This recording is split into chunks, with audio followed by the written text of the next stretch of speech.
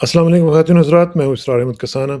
Supreme court के हवाले से बड़ी सीरियस सिचुएशन है और उस पे जो अटैक हमने देखा है पिछले 2-3 दिन से उसमें शिद्दत आ रही है, उसमें कमी नहीं आ रही और इलेक्शन जो होने हैं, उनके हवाले से वहाँ पे डिस्कशन जो है वो हो रही है और कैसे होने हैं, किसने तारीख़ का ऐलान करना है, कौन कॉन्स्टिट्यूशनली किसकी ज़िम्मेदारी है। ये सारी चीज़ें डिस्कस होनी है लेकिन उसको कंट्रोवर्शियल बनाया जा रहा है। बहुत शदीद किस्म के तरीके से, बहुत ही ब्लैटेंट तरीके से जो अटैक्स होते हैं वो किए जा रहे हैं। इसका क्या इम्पैक्ट होगा?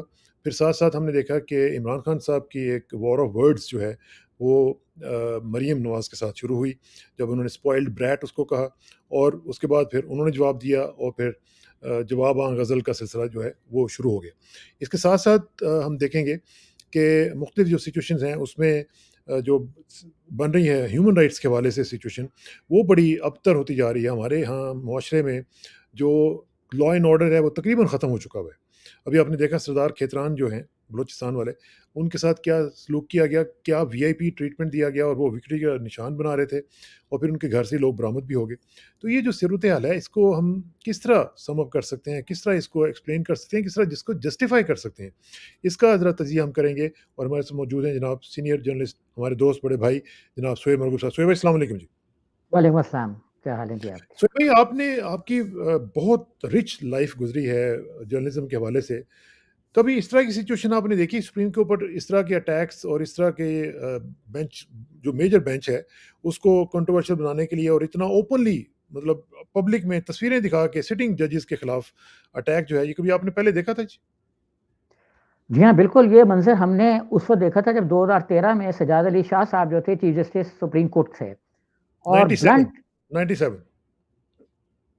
सॉरी 1997 तो हाँ, सॉरी 2013 में तो उसका था अपना हाँ, हाँ। ये वो तो ज़रदारी साहब का। तो हाँ, वो 97 में जब उन्होंने सुप्रीम कोर्ट पर हमला किया और इन्होंने 13वीं तरमीम मंज़ूर की, हुँ, तो उस वक़्त बड़ा एक ओपन हमला हुआ जिसमें 2-3 साबिक़ एमएनएस भी आज भी मुनीर साहब जो हैं जी, वो जी। डिस्क्वालिफ़ाइड हैं। हुँ, तो ये एक था, लेकिन वो हमला था हुक्मरान जमात की तरफ से बाकायदा। ये हमला जो अब हो रहा है, ये भी हुक्मरान जमात की तरफ से है और यही जमात उस वक़्त भी हुक्मरान थी। उस वक़्त इनके बड़े भाई साहब हुक्मरान थे, हुँ, मियाँ मोहम्मद नवाज़ शरीफ साहब। इस वक़्त छोटे भाई साहब हुक्मरान हैं, जो जिनकी पहचान हमसे ये कराई गई कि ये तो गुड गवर्नेंस के एक्सपर्ट हैं। हाँ, तो जो गुड गवर्नेंस के एक्सपर्ट है, वो एक्चुअली ऐसे ही एक्सपर्ट है जैसा कर रहे हैं। अब हुँ, दूसरा हमला जिसका मैंने शुरू में ज़िक्र किया कि 2013 में हुआ, जब आसिफ अली ज़रदारी साहब की रिट गई। और या क्या वो पीपल्स पार्टी के सदर भी थे। इस वक़्त वो मौजूदा सदर पे इल्ज़ाम आयद कर रहे हैं कि ये सदर हैं, ये बने हुए हैं, मतलब पीटीआई के एक मेंबर बने हुए हैं। लेकिन एक्चुअली तो ज़रदारी साहब ने दोनों ओहदे अपने पास रखे हुए थे, पीपल्स पार्टी की हुँ, सदारत के भी और अपना उन्होंने ओहदा रखा हुआ था दूसरा भी, अपना ये मुल्क के सदर का भी। जिस पर लाहौर हाई कोर्ट में यही बेंच था जो इस वक़्त ज़ेर-ए-ताब बना हुआ है। बंदियाल साहब इसलिए ज़ेर-ए-ताब हैं कि वो चीफ जस्टिस थे हुँ, 2013 में, जब इन्होंने हियरिंग शुरू की। और उस वक़्त फिर गवर्नमेंट ऑफिशियल ने, अटॉर्नी जनरल साहब ने एक नोट जमा कराया कि सदर ने दूसरा ओहदा छोड़ दिया है और अच्छा, इसलिए वो अब पीपल्स पार्टी के सदर नहीं रहे। अच्छा, इसमें एक और मिलती-जुलती रिट थी इसी से कि सदर ऐवान सदर में सियासी सरगर्मियाँ नहीं सरअंजाम दे सकते। तो ज़ाहिर है यही बेंच उसको भी सुन रहा था और इसी बेंच ने ये करार दिया था कि वो ऐवान सदर में सदारती एक्टिविटीज़ नहीं कर, वो अपना पॉलिटिकल एक्टिविटीज़ नहीं कर सकते। अब आप देखें कि मौजूदा सदर ने तो पॉलिटिकल एक्टिविटी कोई नहीं की, लेकिन जो आपने आगाज़ में कहा कि सुप्रीम कोर्ट पर एक बहुत बड़े हमले, अब इस तरह का हमला, चूँकि उसमें टेक्नोलॉज़ी नहीं थी, 97 में भी नहीं थी, 2013 में भी नहीं थी। इतने ये जो वीडियोज़ हैं, और हमारे यहाँ इतनी इंटरनेट इंडस्ट्री तरक्की नहीं किया था, नेट कनेक्शंस में नहीं थे उन लोगों के पास जो वीडियो बना रहे होते हैं। मतलब वीडियो तो कॉमन आदमी भी बना रहा होता है ना, बना के आगे ट्रैवल कर रही होती है, हर आदमी कर रहा होता है। अब जैसे रशीद साहब की बनाई, पता नहीं किसने बनाई और लोगों ने बनाई। तो ये वीडियोज़ उस वक़्त इतनी कॉमन नहीं थी, लेकिन आपने सुना होगा कि पीपल्स पार्टी के जो बानी थे, उन्होंने भी एक गैर मुल्की हुक्मरान की वीडियो बनाई थी। आपको याद होगा ना, जब एक गैर मुल्की सरबराह पाकिस्तान तशरीफ़ लाए थे। हुँ, नाम मैं इसलिए नहीं ले रहा कि ऐसे ही ताल्लुकात ख़राब होंगे हमारे मौजूदा दौर में, जो पहले ही हमारे हमसायों के साथ कोई अच्छे नहीं हुँ, हैं। हाँ, ठीक। तो ये इल्ज़ाम उस वक़्त भी ट्रैवल किया था कि उनकी वीडियो बनाई और इसी वजह से वो उनके दबाव में भी रहे। तो अब भी वही पार्टी हुक्मरान है जिसकी वीडियोज़ बनी। तो ये सारी जो आपको याद होगा कि साबिक आईजी पंजाब थे चौधरी सरदार, जी, जी। उन्होंने एक सेल बनाया था और उनको बाकायदा बगिंग डिवाइसेस दिए गए थे, बगिंग डिवाइसेस प्लस पता नहीं क्या-क्या, क्या आपने फैसल टाउन में टेप्स बनानी है। हाँ, अब ये सारे सिलसिले जब दो दो 1988 से चल रहे थे, उस वक़्त ये इंडस्ट्री पूरे जोबन पर थी और यही लोग जोबन पर थे जो इस वक़्त हुकूमत में बैठे हुए हैं। तो सर ये जो हमला है, ये अब देखें ना, जैसे सुप्रीम कोर्ट पर जो मेजर हमला हुआ न अपना लफ्ज़ों का और उनके टैपिंग के हवाले से और उसमें अल्टरेशंस के हवाले से। अब ये बात सामने आई है जो जस्टिस के साहब के हवाले से क मुख्तलिफ चैनल्स ये बता रहे हैं कि नंबर 1 जब सुप्रीम कोर्ट के जस्टिस का चालान करने के लिए रोका गया कि आपके शीशे काले हैं, तो उस वक़्त फिर चौधरी परवेज़ इलाही मदद के लिए गए थे, खान मोहम्मद भट्टी साहब उस वक़्त स्पीकर असेंबली थे और इन 2-3 इंसिडेंट को मिला के एक जज की जो जूनियर जज हैं इस वक़्त सुप्रीम कोर्ट में खुद वो उनकी तरफ से कहा जा रहा है, उनकी बदनामी के लिए चीज़ों को जोड़-जोड़ के किया गया। शदीद तरीन, बदतरीन, अफ़सोसनाक बात ये है कि ये सारा जो खेल था उन्होंने खेला जिनको सारे हुँ, खेल की इंक्वायरी करना चाहिए थी। इंक्वायरी करना चाहिए था। वज़ीर दाखिला राना सनाउल्लाह की ज़िम्मेदारी थी कि वो जब सूबे में वज़ीर दाखिला थे तो सारी इंक्वायरी कराते जो हुँ, सानिया हुआ मॉडल टाउन में। हाँ, इसी तरह ना उन्होंने सानिया मॉडल टाउन की इंक्वायरी की, लोग भाग-भूग गए सारे, कोई छुट्टी पे चला गया, फिर आके रिस्टोर हो गया, फिर बहाल भी हो गया और तनख्वाहें भी सारी दे दी। उसी तरीके से इस इंसिडेंट में भी उन्होंने अपनी तकरीर के साथ वीडियो शेयर की। देखिए, मैं अगर चीफ जस्टिस ऑफ पाकिस्तान हुँ, होता, अव्वल तो होता क्यों? हुँ, लेकिन अगर होता, हुँ, तो मैं फिर ये सारी राना सना को तलब फरमाता कि तशरीफ़ तो लाओ ज़रा और आप अपने एविडेंसेस दो कि क्या है आपके पास? किस चीज़ पर आपने ये एक जज की बदनामी का बेड़ा उठाया? देखिए, एक तरफ तो ये कहते हैं कि जी हम बहुत तरीके से चार चल रहे हैं और सुप्रीम कोर्ट जो है वो तरीके से चले और वो हुँ, हमारे केसेस ना सुने, 2-3 जजों के बारे में कह रहे हैं कि वो बेंचेस में ना बैठें, हुँ, जिन्होंने कभी इनके खिलाफ फैसला नहीं दिया। एक फैसले में शरीक थे जब प्रिज़न वैन गई और उन्होंने सुप्रीम कोर्ट ने इनकी असेंबली को इनकी हुकूमत को बनाने में एक किरदार हुँ, अदा किया। हुँ, किरदार मीन्स एक ठीक, फैसला दिया है जिससे इनकी हुकूमत बन गई। ठीक, ठीक, तो जिसमें इमरान खान साहब के जो स्पीकर कौमी असेंबली थे, उनको अदम एतमाद की तहरीक पर हुँ, रायशुमारी कराना पड़ी। ठीक, तो सर सुप्रीम कोर्ट के जिन जजों को बदनाम किया गया, उन्होंने तो वो किया। जिन्होंने इंक्वायरी करनी थी, उन्होंने उसको एक ब्लफ को मार्केट किया और जिन चैनल्स ने मार्केट किया, वो देखें एक परसेप्शन था 1994 से जब मुख्तलिफ चैनल्स वाले, मीडिया वाले चाह रहे थे कि चैनल्स मिलें, तो ये था कि क्रॉस मीडिया नहीं होगा। हाँ, मतलब ये है कि प्रिंट मीडिया को इलेक्ट्रॉनिक मीडिया नहीं देंगे, ये बम बन जाएँगे। मिसालें दी ठीक, गई अमेरिका की कि वॉशिंगटन पोस्ट का कौन-सा हाँ, चैनल है? उनका कौन-सा Fox channel? News Fox news जो कौन-सा अपना फॉक्स के साथ अखबार निकालता अखबार है। निकाल। हुँ, हुँ, तो क्रॉस मीडिया दुनिया भर में नहीं था कि ये एक ऐसी ताकत बन जाएँगे जो आगे ब्लैकमेल करेंगे। अब आप देखें कि क्रॉस मीडिया से भी आगे बात चली गई कि बिज़नेसमैन बीच में आ गए और उनके हाँ, कमर्शियल मुफ़ादात हो गए। अब भी आप देखेंगे कि एक 3-4 चैनल्स हैं जो लगे हुए हैं कि जी जजेस ने बदनामी की। अब हल्की-सी 1-2 चैनल्स ने जब ये हुँ, क्लैरिफ़िकेशन आई, तो खबर चलाई कि नहीं-नहीं जजेस ने तो बड़े जायज़ तरीके से पैसे हटा दिए और उनके अकाउंट से अदा हुँ, किए गए जो करप्शन के चार्जेस भी लगे उन पर। हाँ, और फिर उन्होंने हल्की-सी वज़ाहत की। लेकिन क्या वज़ाहत से इल्ज़ामात धुल जाते हैं? हुँ, क्या वज़ाहत से जो किरदार कशी हो जाती है, वो लोगों के दिलों में से उसी तरीके से नहीं निकल होता, जाती है? सही इसीलिए बात। कहा जाता है कि जो ज़ुबान का खंजर है, उसका घाव कभी ठीक नहीं होता, हुँ, चाहे आप जो जितने मर्ज़ी मरहम रख लें क्योंकि उसका मरहम अभी बना नहीं है। अगर राना सही सनाउल्लाह के पास वो मरहम है, जो उस ज़ख्म को मुंदमिल कर दे, जो उन्होंने लगाए हैं किसी जज पर, हुँ, किसी अदलिया पर, तो राना सनाउल्लाह हमें भी भिजवा दे, हमसे भी कोताहियाँ हो जाती हैं, हम भी बिल्कुल। लोगों को दे देंगे लेकिन कि लेकिन भाई जिस तरीके से शोएब भाई, जिस तरह हमने देखा पब्लिक गैदरिंग में, सरगोधा में, जिस तरह मरियम नवाज़ शरीफ ने बिल्कुल एक नाम लेके कभी उन्होंने मतलब कोई कोई गुंजाइश छोड़ी ही नहीं ना, कोई शक की गुंजाइश तो रही नहीं। सबके नाम लेके उन्होंने लताड़ दिया। अब क्या बनता नहीं है कि उनको बुलाया जाए, पूछा जाए कि जी आपने ये बात की है, ज़रा आएँ ना बताएँ। जिस तरह इमरान खान को बुलाया था और उससे माफ़ी मंगवाई थी, जी, तो असल बनता नहीं है में कहाँ पे सिचुए रोकेंगे आप? अस कोई रेड हुँ। लाइन है अ इनकी? असल में सिचुएशन चल रही है वो वाली जब अजमल मियाँ साहब 10 जजों की मदद से हुँ, कायम मकाम उबूरी निगरान चीफ जस्टिस बन गए थे। हाँ, हाँ। निगरान उबूरी इसलिए कह रहा हूँ कि सज्जाद अली शाह साहब बाकायदा चीफ जस्टिस थे। उनकी पावर्स को ही मतलब सल्ब कर लिया गया जो दुनिया की हुँ, तारीख में पहली मर्तबा, पाकिस्तान की तारीख में पहली मर्तबा और जस्टिस मुनीर से भी कोई बड़ा कू था जो असेंबली के जो कोर्ट के हुँ, अंदर हुआ। तो ये हुकूमत कोर्ट के अंदर कू करने की एक्सपर्ट है। ये हुकूमत मैं फिर कहूँगा हुँ, कि जो इस वक़्त हुँ, लोग बसेदार हैं, वो अदालतों के अंदर बगावत कराने के एक्सपर्ट हैं। और अब हुँ, भी आप देखें कि जो चीफ जस्टिस ने हैरान होकर नाइक साहब की तरफ देखा कि भाई आप क्या पढ़ रहे हैं? तो हाँ। उन्होंने कहा कि ये से जमाल फलाँ मंदोखेल का नाम लेके नोट है। हाँ, हाँ, हाँ। देखिए कि मैं लेना नहीं चाह रहा था, फलाँ जस्टिस का नोट है। हुँ, तो उन्होंने कहा कि ये तो कार्रवाई का हिस्सा नहीं बना। उन्होंने कहा कि नहीं, नहीं जब बयान दिया जा रहा था तो ये लिख लिया था हमने। अब मुझे हुँ, आप बताया जाए कि ऐसा कौन-सा रिपोर्टर कोर्ट के अंदर होता है जो बयान को मिनिमम रिकॉर्ड कर ले। हाँ, रिकॉर्ड मीन्स लिख ले। हाँ, वैसे तो रिकॉर्डिंग की कोर्ट के अंदर इजाज़त नहीं होती, मोबाइल फ़ोन बाहर रख लिए जाते हैं कमरा अदालत के। तो अगर कोर्ट के अंदर कोई रिकॉर्ड कर रहा है या रिटन चीज़ किसी के पास पहुँच गई तो ये क्या है?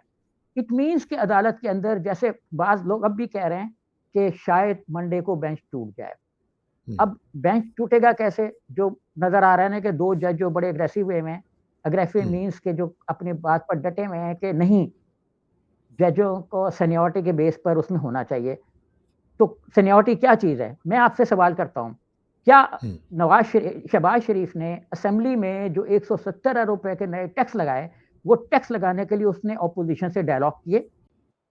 क्या उसने असेंबली हाँ, के तमाम अरकान को शरीक किया? जो लोग 11, 14 जजों के फुल कोर्ट की बात करते हैं, क्या उन लोगों ने फुल असेंबली की बात की कभी?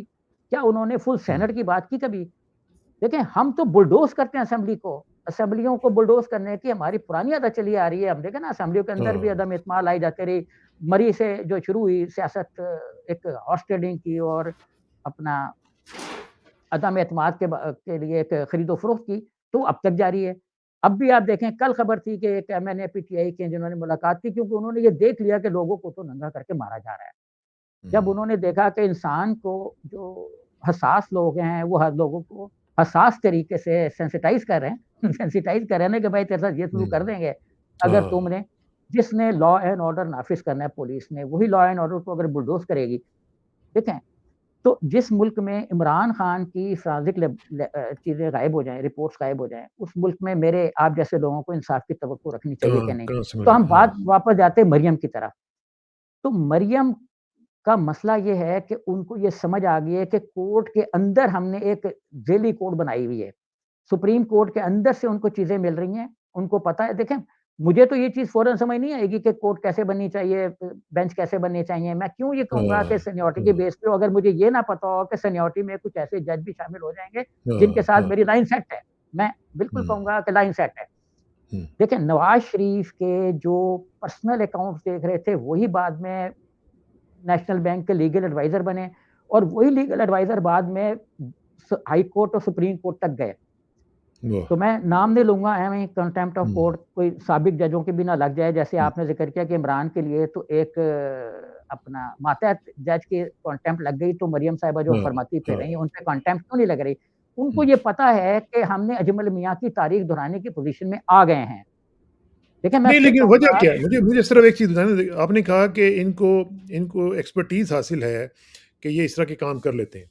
लेकिन जो मतलब अगर पिछले 25-30 साल से एक चीज़ हो रही है, तो क्या वजह है कि वो अब भी हो रही है और अभी तक चल रही है? क्यों नहीं इसका सद्देबाब किया जाता? क्या ब्लैकमेल हु करते हैं ये लोग? क्या लोग ब्लैकमेल हो जाते हैं? और अगर होते हैं तो क्यों होते हैं? ब्लैकमेल सर इस तरीके से नहीं होते, ब्लैकमेलिंग का ये ना कि देखें ये कह रहे हैं सीनियरिटी के बेस पे। अब इनको ये एक एतमाद हासिल है कि अगर सीनियरिटी के बेस पे कोई फुल कोर्ट बैठी तो शायद उसमें वो वाले जज तादाद में बढ़ जाएँगे जो इस वक़्त इस बेंच में उनको नज़र आ रहा है कि शायद अक़लियत में हों। अब आप देखें कि जी 8-9 जजों का जो पैनल है, उसमें उनका ख़्याल है कि शायद 4-4 एक तरफ हैं और एक जज के राय पे डिसीज़न जो है वो अब हुँ, मेजॉरिटी में कन्वर्ट हो जाएगा, एक जज की राय पे। अब वो ठीक। चाह रहे हैं कि उस जज को हटा के तो 2-1 जज नीचे से निकल जाएँ, 2-1 जज ऊपर से आ जाएँ तो शायद फैसला इनके हक में हो जाए। और इसीलिए फुट कोर्ट की बात करें उन्होंने पूरी गिनती की होगी। हुँ, तो सर जब कोई भी आदमी उस वक़्त इतनी बड़ी कोर्ट के खिलाफ बोलता है, जब उसको कोर्ट के अंदर से महसूस हो कि उसके हुँ, पास अजमल मियाँ साहब जैसे 1-2 अरकान मौजूद हैं जो सज्जाद अली शाह साहब जैसे जज के खिलाफ हुँ, बगावत कर सकते हैं। बगावत मीन्स कि वो उस तरह की एक सिचुएशन पैदा कर हुँ, सकते हैं हुँ। जिस तरह की हम पहले पैदा कर चुके हुए हैं। पहले देख चुके हैं। हाँ, ठीक, तो वो ठीक। मतलब पैदा इन्होंने इनको इस चीज़ में मैं फिर कहूँगा कि मलका हासिल है, मलका भी तो है ना वो खुद। उनको इस चीज़ हुँ, में मलका हासिल है कि वो अब देखें ना जैसे उन्होंने एक रोना-रोया कि मुझे तो जेल में बड़ा तशद्दुद हुआ। मैंने तो हाँ, फ्राई पैन से किया। अब हाँ। उसके बड़े बन रहे हैं, मीम्स एक वगैरह बन तमस्कुर रही हैं। उड़ाए हाँ। जा रहे हुँ, हाँ, कि फ्राई फ्राई पैन से कैसे हुँ, होता है? तो लोग फ्राई पैन लेके अभी जेल भरो हुँ, तहरीक में फ्राई पैन हुँ, लेके जा रहे हैं कि इस्त्री करेंगे कपड़ों को। हुँ। तो उनको लेकिन मैं लेकिन लेकिन शोएब भाई देखें ना मेरा मेरा कोई हर बंदे का पॉइंट ऑफ कंसर्न ये है कि अगर सुप्रीम कोर्ट जैसी अदालत जो सबसे बड़ी अदालत है, अगर वो इस तरह की स्टेटमेंट से अगर खुदा न खास्ता इन्फ्लुएंस हो जाती है और नेगेटिवली इन्फ्लुएंस हो जाती है, तो फिर बाकी रह क्या गया हमारे पास? कुछ भी नहीं रह गया। नहीं, बिल्कुल इन्फ्लुएंस तो हो चुके हैं ना। देखें, कंटेम्प्ट ना लेना हुँ, 1000% इस चीज़ की अलामत है कि इन्फ्लुएंस होंगी। लेकिन हो सकता है ना हो, क्योंकि चीफ जस्टिस साहब ने फरमाया है कि हम ये सारे मामला जो ऐसे उठे हुए हैं, कंटेम्प्ट के भी, इवन जो वीडियो लीक हुआ है, ऑडियो लीक हुआ है, उस पर हम बातचीत करेंगे मंडे को हियरिंग के बाद। हुँ। वो ज़ैली नुकात होंगे इस हियरिंग में। हो सकता है कि इस हियरिंग में वो कंटेम्प्ट ले लें। लेकिन मैं फिर आपको ये कहूँगा कि जब मेजॉरिटी किसी को हासिल हो जाए किसी जगह पे भी, तो वो चीज़ों को बुलडोज़ करना शुरू कर देता है। हुँ, पिछली एक तकरीर में मैंने एक साबिक अमरीकी सदर का रेफ़रेंस दिया था कि जमहूरियत वो चीज़ है जिसमें अक़लियत को सुना जाए, ना कि अक्सरियत बुलडोज़ करे। हाँ, यही हाँ, इंडिया का ठीक। प्रॉब्लम बना हुआ है। हुँ, तो इस वक़्त भी हमारा प्रॉब्लम ये है जो तमाम इदारों के अंदर है, चाहे वो सुप्रीम कोर्ट है, या चाहे वो हाई कोर्ट हो, चाहे कुछ और हो, कि हुक्मरानों को ये चीज़ हासिल है कि हम इन चीज़ों को, अपने राय को इम्पोज़ कर सकते हुँ, हैं अक़लियत की बेस पे। ठीक, अब ठीक। अदालत को डिवाइड करना, उसके बारे में राय देना, ये सारा कुछ इल्लीगल है, तो अनकॉन्स्टिट्यूशनल है। क्या आपको क्या फ़ील क्या आ रही है कि क्या अदली अदालत जो है वो कर लेगी इसकी 90 डेज़ का जो एक क्वेश्चन उनके सामने है, और अगर नहीं कर पाएगी तो फिर कॉन्स्टिट्यूशन का क्या बनेगा? आइन की जो हैसियत है वो कहाँ पे चली जाएगी? फिर आइन की रेलेवेंस क्या कितनी रह जाएगी?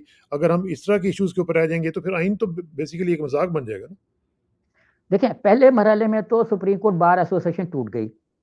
एक हाँ, ग्रुप ने एहसान भोन को नॉमिनेट कर दिया, दूसरे ने अख्तर साहब को नॉमिनेट कर दिया कि ये हमारा केस हुँ, हुँ, लड़ेंगे सुप्रीम कोर्ट में। वो भी 2 लख्त हो गई। दूसरे मरहले में सुप्रीम कोर्ट के अंदर से जो 2 जजों की राय आई, वो उसके अंदर भी डिवीज़न की अलामत है। हुँ, इसलिए हुँ, अभी तो पहला सवाल ये है कि बेंच क्या होगा? चीफ जस्टिस साहब ने मेरे ख़्याल में काफ़ी तदब्बुर, बुर्दबारी और सब्र-ओ-तहम्मुल का मुज़ाहरा किया है कि उन्होंने हर चीज़ के बारे में कहा कि हम मंडे को बात करेंगे, और मेबी कि मंडे को अगर वो 2 जजों को शामिल नहीं करते, उन्होंने ये कहा है कि बाकी जो जजेस हैं सीनियर जिनको कहा जा रहा है, हुँ, वो कहीं और किसी और कॉल लिस्ट में बिज़ी हैं। हुँ, लेकिन सुना ये है, शुनीद है कि शायद उनकी कॉल लिस्ट मनसूख कर दी जाए, और शायद चीफ जस्टिस जो हैं वो सीनियर, जो उनके बाद 2 जजेस आ रहे हैं, उनको शामिल कर लें। और ये जो कह रहे हैं कि जिन जजों ने कहा उन्होंने राय ज़ाहिर कर दी है, तो जो जज भी जिसके पास भी आप केस लेके जाते हैं वो अपनी राय तो ज़ाहिर कर चुका होता है जब राइट उसको तो टेक अप करता है। हुँ, जब कोई भी अदालत ये कहती है कि हम इस मुकदमे को काबिल समाअत समझते हैं, हाँ। इट मीन्स कि अदालत ने अपनी राय, जो मौजूदा परसेप्शन है, उस पे अगर हम जाएँ तो अदालत ने अपनी राय ज़ाहिर कर दी है। लेकिन तो अगर सर बेंच बात, अगर बेंच टूट जाता है, तो इसका मतलब तो फिर वाज़िह तौर पे ये होगा ना कि मरियम जो है वो प्रिवेल कर गई। बिल्कुल जी, मरियम तो प्रिवेल कर रही हैं, क्योंकि मरियम जो है वो कोई एक 60, 61 या 50-60 साल की एक खातून नहीं है जिनको इमरान खान ने कहा है कि ये बिगड़ी बच्ची हैं। हुँ, तो और जो हमने उस पे देखा गूगल पे तर्जुमा, तो वो तो काफ़ी दिलचस्प और कॉमेडी टाइप था, कहना नहीं चाह रहा है, झगड़ा हो जाएगा।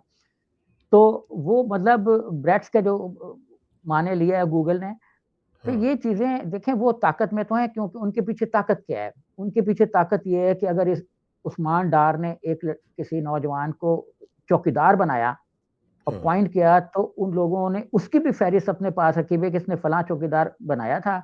उसको उठाते हैं, उसको ज़रा मारा-मारी करते हैं, तो उससे फिर कुछ चीज़ निकलवाते हैं। लेकिन आप देखें ना हाँ, कि फिर उसके साथ क्या होता है। आज आपने पढ़ी होगी वो बात कि जिस तरीके से उसके साथ ईंट बाँधी गई है नाज़ुक अज़ा के ऊपर, यानी कोई कोई हद रह गई है बाकी जो हमने क्रॉस नहीं की। नाज़ुक सूरत-ए-हाल है ना। हाँ, लेकिन मतलब देखें ना कुछ कुछ ज़्यादा ही नाज़ुक हो गई है। सूरत-ए-हाल नाज़ुक ही है ना। हाँ, मैं ज़रा दूसरे मायनों में ले रहा हूँ हाँ, कि जिस मानों में आपने नाज़ुक इस्तेमाल किया, उसी मानों में है। हाँ, सूरत-ए-हाल नाज़ुक हो चुकी है बहुत ज़्यादा, और हुँ, मामलात जो हैं वो हसास हो गए हैं, एक हसास रुख पे बढ़ गए हुए हैं कि हर हुँ, चीज़ जो है हसास उसको पकड़ा जाए।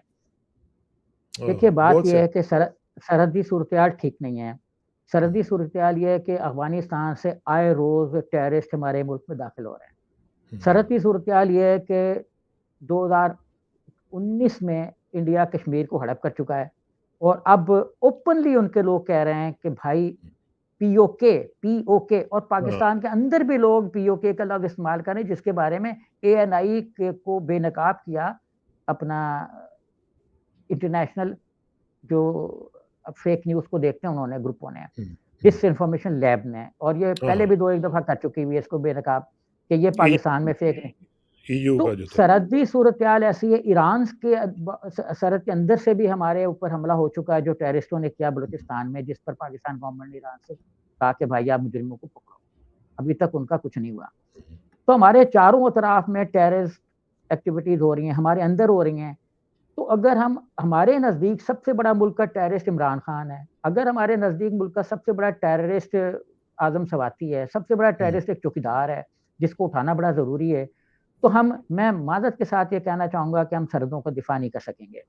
हुँ, हुँ। बिल्कुल, देखें जब हम अपनी सरगर्मियाँ चाहे वो पुलिस हो, चाहे कुछ हो, तो हाँ, मुझे कसम से वो सीन याद है जब 1965 की जंग में हम लोग गुज़रते हुए सिपाहियों को देखकर सलूट मारा करते थे और हाँ, मतलब पल्ले कुछ होता नहीं था, मतलब कोई वसाइल तो ऐसे नहीं हाँ, थे, छोटे से थे। लेकिन फिर हाँ। भी ख़्वाहिश होती थी कि इसके साथ बैठ के गाड़ी में बॉर्डर पे जाया जाए। हुँ, तो क्या अब वो सूरत-ए-हाल है? मतलब आप खुद देख लेना कि एक अरसे तक हम मंजूर पश्तीन के खिलाफ लगे रहे, गरावड़ हाँ, के खिलाफ बोलते रहे। बिल्कुल, अब बिल्कुल। उन दोनों को रिहा करके तो शायद अगले इलेक्शन में इन दोनों को हम पार्लियामेंट में ले गरावड़ आएँगे। साहब को ख़ास तौर पर फ़ोर फ्रंट पे आ जाएँगे कि भई ये ही केपीके का दिफ़ा करेंगे।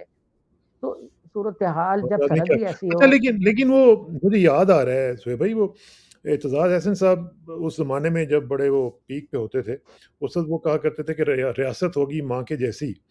अब ये जो माँ है, ये कैसी माँ है कि जो अपने ही बच्चों का दिफ़ा नहीं कर सकती, अपने ही बच्चों को मार रही है, अपने ही बच्चों को खा रही है। और अभी आप देखें ये जो जौनपुर में इलेक्शन आज हो रहा है, वहाँ पे लोग मरने भी शुरू हो चुके हुए हैं। फिर आप सरदार खेतरान का वाक़या देखें, वहाँ पे लोगों के साथ क्या सलूक किया जा रहा है। ये कैसी माँ है? ये सौतेली माँ भी इस तरह तो नहीं कर सकती। देखिए, माँ तो है ना वो बिज़ी है किसी और तरफ जो आपकी बातों से भी लगा, मैंने भी कहा कि माँ का रुझान इस वक़्त कुछ अपने सियासी मकासद की तरफ है, हुँ, चाहे वो पुलिस हो, चाहे कोई और हो। तो एक तरफ तो हम कहते हैं ना कि हम सियासत से अलग हैं, लोग दूसरी तरफ हर डेढ़ घंटे बाद रेंजर्स आ जाती है, जैसे आज भी कहा जा रहा है कि रेंजर्स जो उधर जामपुर में भी पुलिस के साथ मदद को है। हुँ, तो पुलिस क्यों नहीं अपनी मदद कर सकती जब कई हज़ार पुलिस के जवान वहाँ पे सिक्योरिटी दे रहे हैं, तो ये क्या कर रहे हैं? हाँ, और इनकी मौजूदगी में एक सुल्तान अख्तर के घर को जला दिया गया, तो मतलब हुँ, क्या सिक्योरिटी दे रहे हैं ये लोग? जो आपने बातें की खेतरान वो तो वज़ीर है, वो विक्ट्री का निशान बनाते हुए गए और उनके साथ पुलिस ऑफ़िसर जो है वो गर्दन झुका के चल रहा था और जो उनका पर्सनल गनमैन था उसका सीना चौड़ा था। ये हमारा हुँ, निज़ाम है, निज़ाम कानून है और जिस मुल्क में chief justice of Pakistan Saqib Nisar साहब जो 2 बोतलें पकड़े हैं वो शहद में तब्दील हो जाएँ, उस मुल्क हाँ। में आप निज़ाम इंसाफ़ से क्या तवक्को कर सकते हैं? चीफ़ जस्टिस को इंसाफ़ नहीं मिल सका। ठीक है ओए ना? होए! जिस मुल्क में चीफ जस्टिस को इंसाफ नहीं मिल सका, चाहे वो सज्जाद अली शाह साहब हों, चाहे वो डोगर साहब हों, चाहे कोई हो। देखिए डोगर की कोर्ट भी तो उन्होंने उल्टाई ना। हाँ, बिल्कुल, जो बिल्कुल। एक खबर आई कि डोगर साहब के बेटी जो एक अखबार ने लिखा कि मैं मुझे एक इंटेलिजेंस का आदमी बैठा हुआ डायरी में लिख रहा था कि इतने बजे कौन गया, इतने बजे कौन गया, इतने बजे कौन गया। हाँ, तो इंटेलिजेंस कौन-सा इदारा था जिसने वो रिपोर्ट सारी मूवमेंट की लीक की, उसके बाद डोगर साहब के खिलाफ कैंपेन शुरू हट गए। देखिए, कोई ना कोई इनह्यूमन एक्टिविटी जिसको एक जनरल परसेप्शन पे अगर इश्यू बना दिया जाए तो वो गैर अखलाकी बन जाती है। देखें, मेरी और हाँ, आपकी मुलाकात है, इसमें भी कोई ना कोई ऐसी बात निकल गई होगी, जिसको अगर हाँ, इश्यू बनाया जाए तो आपको भी नाउज़ुबिल्लाह अंदर कर सकते हैं, मुझे भी कर सकते हैं कि भई ये चीज़ गलत बिल्कुल। है। जैसे इंडिया में गौतम दास कह दिया एक आदमी ने कि गौतम दास बुद्धि, तो वो इस वक़्त हाँ, अंदर है, खेड़ा साहब जो हैं। उसी तरीके से अंदर करना है तो क्या चीज़ है, वो कहेंगे जैसे आपने भी कहा कि एक अपना मातहत अदालत के जज की तौहीन हो गई, सुप्रीम कोर्ट की तौहीन ही नहीं हाँ, हो रही। तो हाँ, हम भी थोड़ा-सा देखें इससे हौसला अफ़ज़ाई होती है। और जो आदमी अगर मरियम साहिबा के बयान को नहीं पकड़ेंगे, स्टेट खुद को बनाना मेरा तो पहले ख़्याल था कि मैं हुँ, 2-4 केले ला के यहाँ पे रखूँ और फिर हाँ। बताऊँ कि ये वाली रिपब्लिक हम बन चुके हैं और केले भी ज़रा थोड़े से सड़े हुए हों, नहीं, उससे क्योंकि भी बदतर हो चुके हैं। मेरा ख़्याल है वो फिर भी हाँ, उसमें भी खुर भी कुछ कुछ ना कुछ बाकी रमक होती है। मेरा ख़्याल है कि हमारी तो वो भी ख़त्म हो चुकी हुई है। अब देखिए ना, वो जो अभी आपने देखा होगा मुझे याद आ गया ख्वाजा आसिफ़ साहब ने बड़ी स्टेटमेंट दी अगले दिन और उन्होंने कहा जी कि एक 20वें ग्रेड का ब्यूरोक्रेट था जिसकी बेटी की शादी पे जब वो उसको वहाँ पे सलामियाँ दी जा रही थी, उसमें ज्वेलरी भी थी, गाड़ियाँ भी थीं और कैश भी था। तो 1 अरब 20 करोड़ रुपए की सलामियाँ सिर्फ़ एक शादी में होगी, सिर्फ़ एक ब्यूरोक्रेट को। तो अब ब्यूरोक्रेट और वो भी 20वें ग्रेड का, अगर जो 22वें का होगा उसका क्या बनेगा? जो जनरल होगा उसका क्या होगा? तो ये तो हमारा हाल है, हम क्या रोएँ? उनका इशारा था टीके की तरफ, ताहिर खुर्शीद जो उस्मान बुज़दार साहब के साथ थे। भई अच्छा, अगर उ उनको इतनी सलामियाँ दी गई तो पकड़ लें, पकड़े ना, भई आप पकड़े वज़ीर ना। दिफ़ा हैं, हाँ, हाँ। हाँ, पकड़े आप, आपका हुँ, वज़ीर दाखिला जो है वो तो रोज़ टीवी पे आके जजों को तो पकड़ रहा है।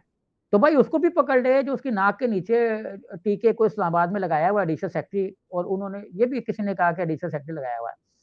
आप हाँ, देखें कि जी ख्वाजा आसिफ साहब ने एक बयान जिस फ्लोर पे जो ये दिया जिसका आप ज़िक्र कर रहे हैं, उसके साथ उन्होंने ये भी कहा कि हमारी तनख्वाह 1,62,000 है, तो तुम करते हाँ, क्या हो? हाँ, 1,62,000 में तुम लोग करते क्या हो? आप अभी जाएँ, नेट पे पड़ी होगी जो सैलरी के इनका इस लॉ रूल्स हैं, सैलरी के रूल्स नेशनल असेंबली के 31 सफ़हात पर मुश्तमिल हैं। 31 सफ़हात पर इनके बेनिफिट्स लिखे हुए हैं जो अदर दैन 1.62 लाख हैं। अब आप देखें कि ओके, ₹10,000 तो उसमें उनको उस सूरत में मिलना है जो उन टेलीफ़ोन घर में लगा हुआ है या नहीं, पीटीसीएल जो है। लगा हाँ, हुआ है या नहीं लगा हुआ है, ₹10,000 मिलेंगे, ये पता कौन-सा बैंक को मिलना है कि हाँ, फ़ोन ना भी हो तो ले लें। तो फ्रिंज बेनिफिट्स वो बताएँ भाई, फिर लोग बंदी क्यों हैं? तो इतना दाद का जो रिश्ते लाते फिर रहे हैं क्या, वो आएँ और हम मुफ्त में काम कर रहे हैं। तो वो बताएँ कितना दर्द है जिस पे वो घर की चीज़ें जला रहे हैं। मैं ख्वाजा सफदर साहब से मिला था, जब वो मजलिस शूरा के चेयरमैन थे। हाँ, चेयरमैन होते थे। वेबसाइट पर आप विकिपीडिया 80s पे में। जाएँ तो ख्वाजा सफदर बाब हैं वो, हाँ, वो 70s तक हो जाए जब मार्शल लगा। हुँ, उसमें ये लिखा ही नहीं है कि वो हमें फ़ौज के साथ मिले। बाद में उन्होंने मजलिस शूरा की रुकनियत इख्तियार की और वो बाद में शू उसके मेंबर भी, चेयरमैन भी बने। उनका कच्चा सा येलोइश किस्म का मकान होता था जिसकी दीवारें हुँ, उखड़ी हुई, प्लास्टर उखड़ा हुआ था। तो ये पूरा एक मकान होता था। मैं साहब के साथ उसे मिला, उनका इंटरव्यू किया उस ज़माने में कि जंग में छपा भी। तो अब जिनका एक छोटा जैसा मकान होता था, बात ऐसे करते हैं जैसे वो कोई रईस-ए-आज़म है पाकिस्तान के और इंडिया से 12 करोड़ रुपए उस वक़्त लेके आए जब पाकिस्तान को 55 करोड़ रुपए की तक़सीम के कुल हाँ, पैसे-वैसे मिलने थे। उनको ज़ुबान सँभाल के बात करनी चाहिए, वो कहते दूध पी गया। ये किसकी तरफ इशारा था उनका? एक असेंबली में उन्होंने कहा जब आसिफ ज़रदारी साहब ने कहा बिल्ला दूध पी गया है, तो उसको हाँ, ही आगे बढ़ाते हुए उन्होंने कहा कि दूध कौन पी रहा है? तो दूध तो तुम लोग पी रहे हो। जो कानून बना नहीं हाँ, रहे। देखें कितने लॉ बने हैं, अगर आप देखें वेबसाइट पर जाकर देखें तो 25-26 से ज़्यादा एक्ट्स नहीं बने और उनमें हुँ, भी एक्ट जो हुक्मरानों के मुफाद को सपोर्ट करते थे, नैब में तरमीम आ गई, सीडीए में तरमीम आ गई। अच्छा 1-2 ऐसे थे जो इंटरनेशनल ऑब्लिगेशंस थे कि एनवायरनमेंट के 2 बिल जो थे एक्ट बनने थे, जो जो रूल्स थे वो उनको में तब्दीलियाँ आनी थी। तो इन्होंने दिनों में 1 महीना 2-3 से ज़्यादा तो पूरे महीने में बनाया ही नहीं। असेंबली का हाँ, कोरम कितना है? असेंबली का कोरम है 25 मेंबर्स का, 25% का। अब 25% अरकान अगर असेंबली में बैठे हुए हैं, तो वो लॉ बना सकते हैं। 25% अरकान हाँ, यानी 342 में से अगर तकरीबन कोई 90 के करीब लोग असेंबली में मौजूद हैं, 85-90 तो लॉ बना लें। ये कौन-सा मतलब किस मुल्क में जिसमें ख्वाजा आसिफ हाँ, साहब 1,62,000 रुपए ले रहे हैं, वो उसका हिसाब दें। फिर वो कह रहे हैं कि हाँ, फुल कोर्ट बैठे। मैं फिर कहूँगा कि फुल कोर्ट बैठे, आपने कभी फुल असेंबली बिठा के लॉ बनाया? आपने हाँ, 170 अरब रुपए मेरे ऊपर ठोक दिया तो मुझसे पूछा? आपने जब ₹170 का लगाना था तो लीडर ऑफ द अपोज़िशन ने क्या तकरीर की? Leader hmm, of the opposition मतलब मैं क्या कहूँ कि वो उनका ब्लड टेस्ट करा लिया जाए। देखिए इस वक़्त पाकिस्तान के बाज़ तालीमी इदारों में और इंडिया में ये बड़ी उसके तवज्जो के साथ हो रहा है कि स्कूलों और कॉलेजों में लोगों का ब्लड टेस्ट बच्चों का किया जाए। हुँ, ब्लड टेस्ट करने से मतलब ये है कि खुदा ना ख़ास्ता इनको किसी नशे की आदत तो नहीं है। सिगरेट हाँ, नोशी की या जैसे ये सुना जा रहा है कि कॉलेजों और यूनिवर्सिटीज़ के बाहर मनशियात बेची जा रही हैं, उनका टेस्ट हो रहे हैं, तो हाँ, ब्लड के टेस्ट हो रहे हैं। मैं कहता हूँ कि असेंबलियों के भी जो रुकने असेंबली उनके ब्लड टेस्ट कराए जाएँ कि वो पीते-खाते क्या हैं। वो कहते हैं ना कि फलाँ लीडर जो है वो नशेई है, कहते हैं ना? हाँ, तो भाई हाँ, तुम क्या हो? मैं देखें हम यहाँ पे ये साबित कर सकते हैं अगर कि जायज़ टेस्ट हों, वैसे टेस्ट ना हो जैसा मैंने एक हाँ, पिछले में कहा था कि फोरेंसिक लैब ने एक ऐसे आदमी के अंगूठे वेरीफ़ाई कर दिए जो मुल्क में था ही नहीं। था ही नहीं। वो हाँ, 7 तारीख को घुस के निकला और 9 तारीख को जो एफिडेविट फॉर्म हाँ। परचेज़ हुआ, उसपे वेरिफ़िकेशन का आ गया। इस तरह की लैब ना नौराना सनौला लेकिन ये टाइप ब्लड की। टेस्ट अगर हुए तो फिर तो पता नहीं क्या-क्या हो जाएगा और इनकी तो ख़ैर उस वक़्त भी ब्लड टेस्ट होना चाहिए जब इनके मुँह से झाग निकल रही होती है, अल्लाह माफ़ी दे।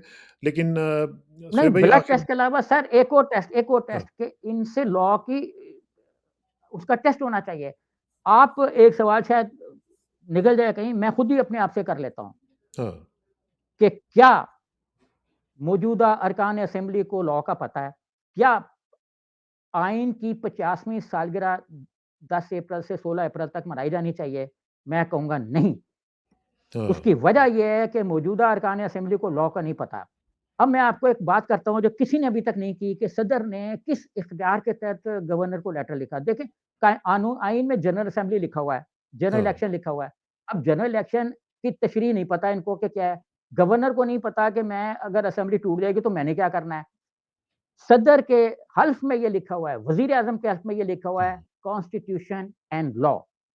मतलब सदर ने और वज़ीर आज़म ने कॉन्स्टिट्यूशन को ही अब होल्ड नहीं करना, उसने लॉ को भी अपहोल्ड करना है। कॉन्स्टिट्यूशन के बाद लॉ आ रहा है क्योंकि क आइन तो क्या है? आइन को तो जनरल ज़िया ने कहा 18 सफ़ात का एक चीथड़ा है, जब चाहे फाड़ के फेंक दूँ। तो आइन जो है वो तो खुद नहीं होता, वो इम्प्लीमेंट होता है कवानीन के ज़रिए से। लिहाज़ा ये कहना जो लोग कहते फिर रहे हैं कि ठीक बात। कानून तो आइन सुपरसीड कर गया क्योंकि कानून जूनियर है। कानून भी उतना ही इम्पोर्टेंट है क्योंकि वो लॉ की तशरीह है। हाँ, तो इसलिए इसलिए जो लोग ये कहते फिर रहे हैं कि कानून फ़र्क है, फ़र्क है, तो सदर को ये इख्तियार हासिल है। मैं नहीं कहता 105 को इक्कर कर दें आप। उसका हाँ, ओथ उसको कह रहा है, ओथ। ओथ प्राइम हुँ, मिनिस्टर को भी कह रहा है। अगर प्राइम मिनिस्टर इस चीज़ की नहीं कोई कर रहे, तो मुल्क के अंदर जो आइन के हिस्से बखरे हो रहे हैं, टूट रहे हैं, तो कॉन्स्टिट्यूशन में क्या लिखा हुआ है? देखें 25 आर्टिकल कहता है कि सबको तालीम दो मैट्रिक तक फ्री। सब बराबर हैं, हाँ, बराबर। अब नहीं दे रहे हुँ, तो हू इज़ रिस्पांसिबल? इसको अपहोल्ड किसने करना है? प्राइम मिनिस्टर ने जिसने कानून और लॉ की हुँ, को बालादस्ती का हल्फ उठाया। सदर ने करना है, सदर ने लीनिएंट व्यू लिया इस मामले में, एक मामले में हाँ, उन्होंने कर दिया। तो आइन ने सही दरवाज़ा नॉक किया है सुप्रीम कोर्ट पे और उनको करना पड़ेगा अब। तो फिर सदर ने जो जो किया है, लेटर लिखा है, वो ठीक लिखा है उन्होंने? जी, बिल्कुल, उसने अपने ओथ के मुताबिक लिखा है क्योंकि हुँ, सदर को ये हुँ, लग रहा है कि मेरे ओथ की वायलेशन हो रही है। अब हाँ, सदर ने अपने हुँ, ओथ को कैसे नाफ़िज़ करना है? वो देख रहा है कि जी हुँ, ये पार्लियामेंट का इजलास नहीं बुला रहे। वो देख रहा है कि ये मुश्तरका मुफ़ादात की कौंसिल का इजलास नहीं बुला रहे, जो 90 हाँ, डेज़ में मस्ट है एक कंक्लूसिव ठीक। बुलाना। वो देख रहा है कि जी सूबों के हक तल्फ़ किए जा रहे हैं। वो लेटर भी लिख सकते हैं, हुँ, कॉन्स्टिट्यूशन की वायलेशन ओथ कॉन्स्टिट्यूशन का हिस्सा है। या तो हुँ, आप कहें कि हल्फ कॉन्स्टिट्यूशन का हिस्सा नहीं है। आइन का प्रीएम्बल है कि करारदाद मकासद के ज़रिए से बना कि कोई कानून जो है इस्लाम कुरान और सुन्नत के मुनाफ़ी नहीं बनेगा। अगर ये कुरान और सुन्नत के मुनाफ़ी कोई कानून बना देते हैं, असेंबली मंज़ूर कर लेती है, हाँ, तो क्या सदर का ये इख्तियार नहीं है कि वो उसको कर दे क्योंकि उसने तो कुरान और सुन्नत की हाँ, बालादस्ती का हल्फ उठाया है। हाँ, ठीक। तो ये सारी फेक चल रही है असल में इदारों को नहीं पता जो आइन बनाना चाह रहे हैं, उन आइन को नहीं पता जिस तरह अमेरिका में डिबेट्स होती हैं, यहाँ भी पार्लियामेंट के इलेक्शन से पहले डिबेट्स और अरकान असेंबली से 2 सवाल किए जाएँ। हाँ, नंबर बिल्कुल। 1 आप बीमार तो नहीं होंगे हुक्मरान बनने के बाद? हुँ, ठीक है ना? सारे ही बीमार हो जाते हैं, इज़्ज़त भी बीमार है, हाँ, 2-4 जेल में चले उधर अस्पताल में। तो क्या आप बीमार तो नहीं होंगे? क्या आपको आइन का पता है? आइन की तशरीह करके बता दें कि भाई हुँ, 105 का क्या मतलब है? अब ये सवाल सारे अरकान असेंबली जो फ्यूचर में आने वाले हैं, उनसे किए उनसे जाने किए चाहिए। जाने चाहिए। अल्लाह खैर करे बल्कि कि अगर इस आप तरह सब अरकान बस सब उम्मीदवारों को आप बुला के उनके साथ कॉन्स्टिट्यूशन की अंडरस्टैंडिंग पे एक-एक इंटरव्यू करें। इंटरव्यू करना चाहिए, लेकिन अभी तो सो फार तो यही लग रहा है कि जो स्पॉइल्ड ब्रैट कहा गया है, वो सिर्फ़ एक नहीं है, यहाँ पे तो सैकड़ों स्पॉइल्ड ब्रैट्स मौजूद हैं और उनके नखरे ही नहीं ख़त्म हो रहे और वो जो स्पॉइल्ड ब्रैट है ना, उसकी एक ये भी निशानी होती है कि उनको आप कोई भी काम दें, वो कभी काम नहीं मुकम्मल कर सकते। तो इसलिए देखिए, आप इनसे रिकवरी करें पैसों की। जब सादगी की हो रही है, इनके पास इख्तियार कोई नहीं है कि इन्होंने अपना प्रोटोकॉल लेना है। प्रोटोकॉल की जो बुक है, वो बाकायदा एसपी जो कंसर्न्ड है, उनके पास होती है। हाँ, अब एसपी कंसर्न्ड के खाते से, उनकी सैलरी से वो सारे पैसे काट लिए जाएँ, जो मरियम के प्रोटोकॉल पे खर्च हो रहे हैं। ये सारे पैसे काट लिए जाएँ, ये मेरा टैक्स का पैसा है। मैंने हाँ, काफ़ी टैक्स दिया है 4 साल तक सही तो बात दबा है। के टैक्स दिया है। साल में 5-6 चलें, लाख रुपया टैक्स दिया, 7 लाख रुपया। बाकी सब ने भी दिया हुआ है, उनका भी इकट्ठा कर लें तो मेरा हुँ, ख़्याल है कि ठीक हो जाएगा। सोहेब भाई आपका बहुत-बहुत शुक्रिया। इंशाल्लाह आपसे राब्ता रहेगा और आपकी जो ख़्वाहिशात हैं अल्लाह करे कि वो पूरी हो सकें और पाकिस्तान में रूल ऑफ़ लॉ का ख़्वाब जो है, वो भी पूरा हो सके। बहुत-बहुत शुक्रिया। थैंक यू वेरी मच जी। सी यू सून शुक्रिया इंशाल्लाह। जी। अस्सलाम वालेकुम।